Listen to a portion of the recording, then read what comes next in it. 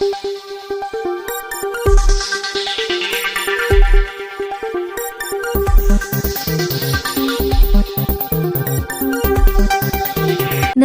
SCN news channel में आपका स्वागत है।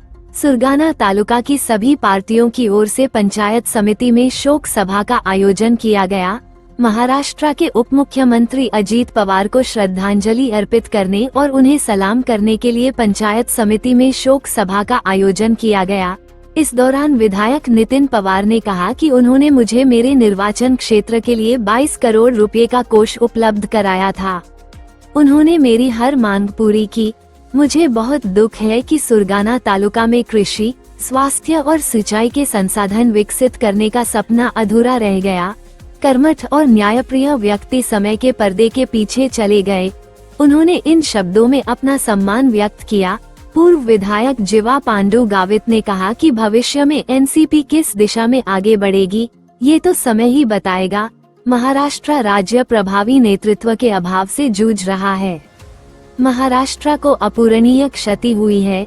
एक ऐसा नेता जो अपने वादों पर खरा उतरता हो, स्पष्टवादी वक्ता हो और सीधा सादा व्यक्ति हो, राजनीति में दुर्लभ था।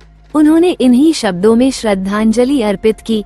महाराष्ट्र के प्रभावी उप मुख्यमंत्री और जननेता अजीत पवार का एक दुखद विमान दुर्घटना में निधन हो गया। पूरे महाराष्ट्र में शोक की लहर दौड़ गई है। दिवंगत अजीत पवार एक संवेदनशील और दूरदर्शी नेता थे, जिन्होंने हमेशा वंचितों, शोषितों, दलितों, आदिवासियों और कमजोर वर्गों के लिए सकारात्मक भूमिका निभाई और आम लोगों के दुख दर्द को समझा। उनके निधन से महाराष्ट्र ने एक जन कल्याणकारी और साहसी नेतृत्व को खो दिया है। उन्हें एक कर्मठ व्यक्ति के रूप में जाना जाता था, जिन्होंने जाति, पंथ और धर्म से ऊपर उठकर काम किया।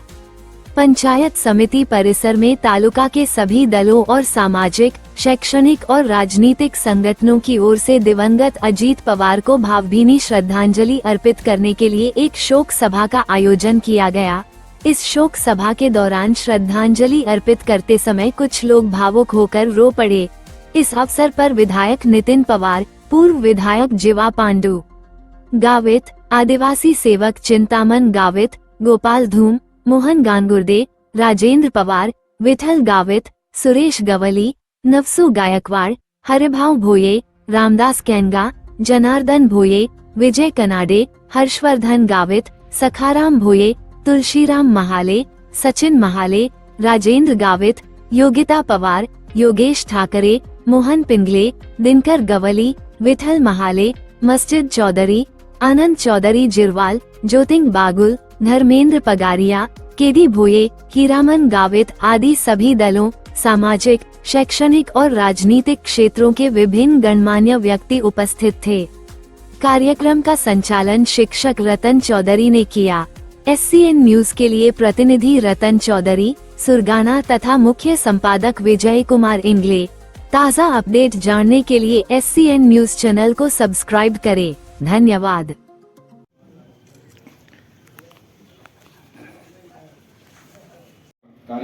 नवीन कार्यकर्त्याला निश्चितच एक हे वाटलं की आता कोणतरी पवार घराण्यातलं आमच्या पाठीशी आहे ते आम्हाला जाणवलं। निश्चितच सर्व वक्तांनी, गावित साहेब असेल, मोहनराव असतील, धूम साहेब असतील, भोये साहेब असतील, यांनी जे काही व्यक्त केलं, गावित साहेब माझ्यापेक्षा जुने राजनीत्यांना जरा बोलू द्यायचं होतं, पण ते म्हणे वेळेच्या अभावी बोलत नाही, पण त्यांनी बोलायला पाहिलं होतं निश्चितच। कारण की कळवणलाही शोक सभा होती, मोठ्या संख्येने वादी मंगल कार्यात मंडळी उपस्थित होती। इथेही मोठ्या संख्येने आपण एवढे उपस्थित आहात। सर्व सरपंचही बरेचसे आलेले, बरेचसे प्रत्येक भागातून लोक आले, काही मंडळी येऊन गेली। मला कळलं की गावित साहेब, माझे आमदार गावित साहेब येऊन गेले। दादा गेल्यानंतर जे काही आपण रील बघतो त्यांच्याबद्दल युट्यूबवर वगैरे येऊन राहिले, त्यातून आपल्याला लक्षात येतं दादा कुठल्या एका पक्षाचेही नव्हते आणि कुठल्या एका जातीपातीचेही नव्हते। दादा कधीच जातीपातीकडे बघत नव्हते। तुम्ही बघितलं असेल वेळोवेळी मला कधी जे काही आपण म्हणजे माझ्यावरती तर एवढं प्रेम होतं की त्यांनी जो काही निधी दिला 2200 कोटीचा, तो म्हणजे मला आश्चर्याची गोष्ट आहे। आणि तसंच एवढं कुठल्याच मतदारसंघात आले असेल, माझ्या मतदारसंघात म्हटलं दोन्ही तालुक्यामध्ये 5 वेळा येऊन गेले दादा, 5 वेळा। आणि आताही आपल्याला परत त्यांनी कबूल केलं होतं की नगरपालिकेच्या निवडणुकीच्या आधी महानगरपालिकेच्या की मी हा तारीख देतो तुम्हाला हे नगरपालिका संपल्यानंतर. पण नंतर 12 नगर आपलं जिल्हा परिषदेच्या निवडणुका लागल्या, आपल्याला पोलीस स्टेशन चा प्रसंग, दादांकडे कामं घेऊन जाण्याचा प्रसंग हे आम्ही जवळून पाहिलेला आहे की आज महाराष्ट्रामध्ये जी काही कामं करणारी माणसं आहेत, चांगली कामं करणारी माणसं आहेत, जी काही होऊन गेली, त्यातले एक दादा होते. दादा खोटं कधी बोलणार नाही आणि खोटं आश्वासन देणार नाही. जे होत असेल हो म्हणणार, नाही होत असेल तर नाही म्हणणार. अशा प्रकारची दादांची कैलासवासी दादांची वृत्ती होती, काम करण्याची पद्धत होती. आणि म्हणून जे काही मोठं नुकसान झालंय त्याने खोटा ठरवलेला नव्हता. जे बोलले ते करून दाखवलं आणि जे काही त्यांच्या मनामध्ये एखाद्याच्याबद्दल चुकीचं काही घडतंय असं दिसलं तर स्पष्टपणे त्याच्या तोंडावर बोलणारे, अशा प्रकारचे स्पष्ट वक्ते आणि सरळ स्वभावाचा माणूस राजकारणामध्ये कधी विरळच असतोय. दादांनी आतापर्यंत जे काही राजकारण केलं, सुरुवातीला शरद पवार साहेबांच्या छत्रछायाखाली राजकारण शिकलं. राजकारणात आपलं स्वतःच एक वेगळेपणा दाखवून द्यावा म्हणून त्यांनी राष्ट्रवादी पक्षाच्या मध्ये घड्याळाची निशाणी घेऊन वेगळा पक्ष स्थापन केला. आम्हाला खरंच तोड नाही आणि म्हणून त्यांच्याबद्दल किती बोलला तरी कमीच आहे. दादा बरोबर एक मीटिंग करण्याचा योग आला. सुरगाणा तालुक्यामध्ये मांजरपाड्या वेळेस आम्ही त्या धोरणाला विरोध करत होतो की तुम्ही मांजरपाड्या वळण योजना करावी, पश्चिमेला जाणारं पाणी तुम्ही पूर्वेला न्यावा. याच्या बाबतीत आमचा विरोध नाही.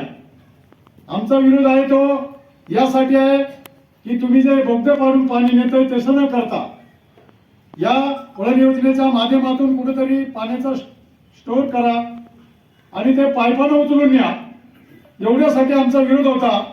आणि त्याच वेळेस तिकडे मालेगावमध्ये दादा भुसे हे आमदार होते.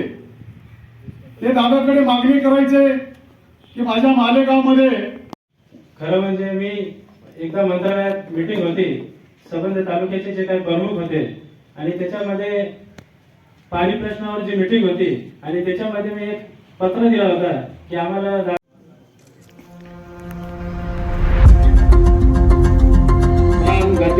गतिर्भव